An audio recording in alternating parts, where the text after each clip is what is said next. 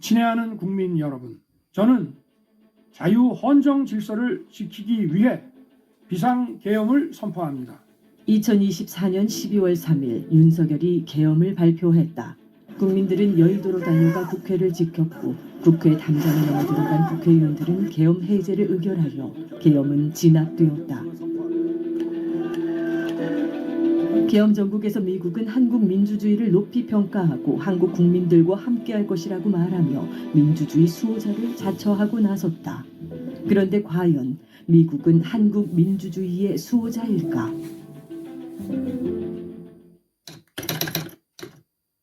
우리는 4.19 혁명을 통해 독재자 이승만을 몰아냈다. 이후 민주화 운동이 대대적으로 일어났고 한미 경제협정 반대 투쟁 등으로 자주의식이 높아졌으며 통일에 대한 열망도 더욱 거세졌다. 하지만 이런 열망은 5.16 군사 쿠데타로 짓밟혔다.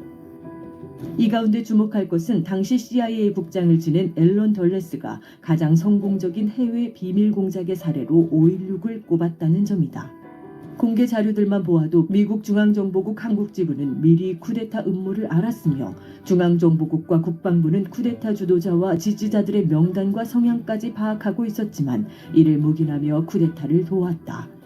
또한 매그루더 사령관은 쿠데타를 진압해달라는 장도영 육군 참모총장의 요구를 거절하며 쿠데타 세력을 지원했다. 박정희가 죽고 난 후 유신 독재의 종말, 12.12 쿠데타, 서울의 봄, 5.18 광주 항쟁으로 이어지는 시기 미국은 어땠을까? 미국은 한국의 전시작전권을 가지고 있다. 주한미군 사령관 겸 한미연합군 사령관인 존 위컴의 승인 없이 전방에 있던 1공수여단과 5공수여단 병력이 이동하며 육군 본부를 점령하는 것은 불가능하다.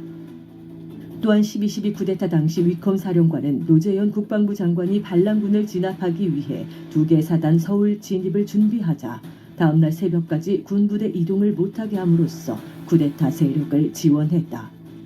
전두환이 체육관 선거로 11대 대통령이 당선된 날 존 위컴 주한미군 사령관은 박정희 피살 이후 가장 성공적인 미국의 한국 정책 가운데 하나는 전두환 정권의 수립이다. 우리의 노력은 결코 헛되지 않았고 그 보람도 크다라고 말하며 쿠데타 개입을 사실상 시인했다. 이 같은 미국의 행태는 5.18 광주 항쟁에서도 계속된다. 미국은 폭동 진압을 위한 확고한 수단이 필요하다며 시민군에 대한 진압을 승인했다. 이후 존 위컴 주한미군 사령관은 한국인은 들쥐와 같아서 누가 지도자가 되든 복종할 테니 민주주의가 그들에게 적합하지 않다라는 발언을 해서 충격을 주었다. 윤석열 정권의 최대 수혜자는 미국이다. 미국은 윤석열 정부의 4대 외교로 정치, 경제, 군사적 실리를 톡톡히 챙겼다. 그래서 미국은 윤석열 비호에 적극 나섰다. 총선 국면에서 윤석열이 불리하자 미국은 이미 줬던 상을 총선 기간 직접 와서 다시 시상하기도 하고 노벨 평화상 운운하며 윤석열 띄우기에 힘을 쏟았다. 지금도 한미의 삼각공조가 깨질까 노심초사하며 내란 공범 한덕수를 공개 지지했으며 블링컨은 최상목 대행을 만나 대응체제 리더십 신뢰한다며 내정 간섭을 일삼고 있다. 이를 두고 미국에 대한 정치인들의 경고도 이어지고 있다. 미국에게 경고합니다. 지금 민주주의 편에 있는 것 같지만 그들은 과거에 늘 승리하는 독재자의 편에 있었습니다. 민주주의에 기반한 상호 평등한 한미관계를 이루기 위해서 우리는 눈부릅 뜨고 지켜야 하는 것입니다. 민주주의 수호자처럼 굴지만 현대사에서 미국은 쿠데타 세력을 지지하며 한국의 민주주의를 짓밟았다. 총칼을 두려워하지 않고 내란을 진압한 주권자 국민은 이제 다시 그 같은 역사를 되풀이하지 않을 것이다. 창피해서 못 살겠다. 윤석열을 끌어내자.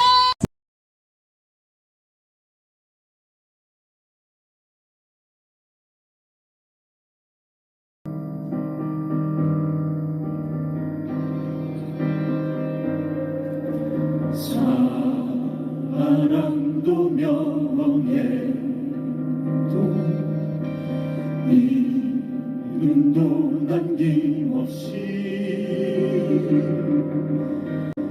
한평생 나가자 하던 뜨거운 내 인생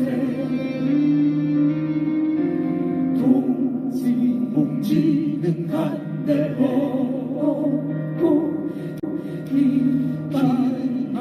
이빨만 나누며 새날이 올 때까지 들키지 말자 세월은 흘러가도 사서는 안다 깨어나서 외치는 대가운 함성 앞서서 나가니 사랑 자였다르다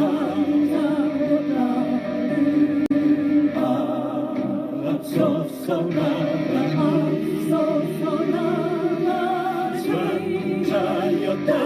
승자였다리라 사랑 구경에 이름도 남김없이 한평생 나가 자라던 뜨거운 냄새 동지는 담대하고 깃발만 나르며 새날이 올 때까지